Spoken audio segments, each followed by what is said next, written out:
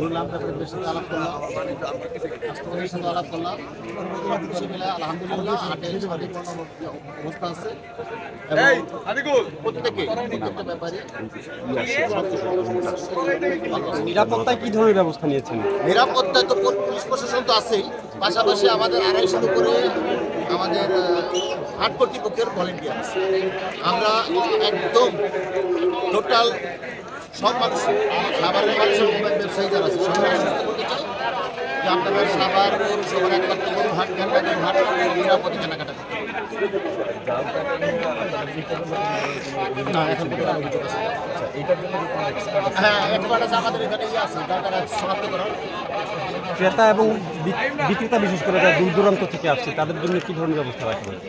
তাদের সার্বিক সবই আছে, পাশাপাশি আমাদের ভলেন্টিয়াররা তাদের অর্থনৈতিকভাবে যাতে এখান থেকে নিরাপদে যাইতে পারে তার জন্য আমাদের ভলেন্টিয়াররা আছে। ভলেন্টিয়াররা তাদের নির্দিষ্ট ইয়েতে পৌঁছে দেবে।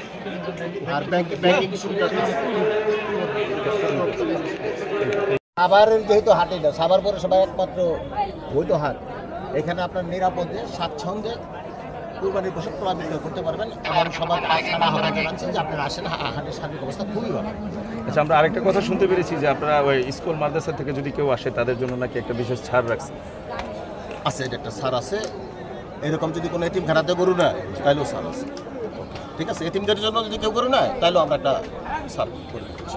ধন্যবাদ। এখানে কি কোনো চিকিৎসার ব্যবস্থা রাখা হয়েছে কিনা? আছে, পর্যাপ্ত সব ব্যবস্থা আছে। মানে 131,000 টাকা, 32,000, 132। হ্যাঁ,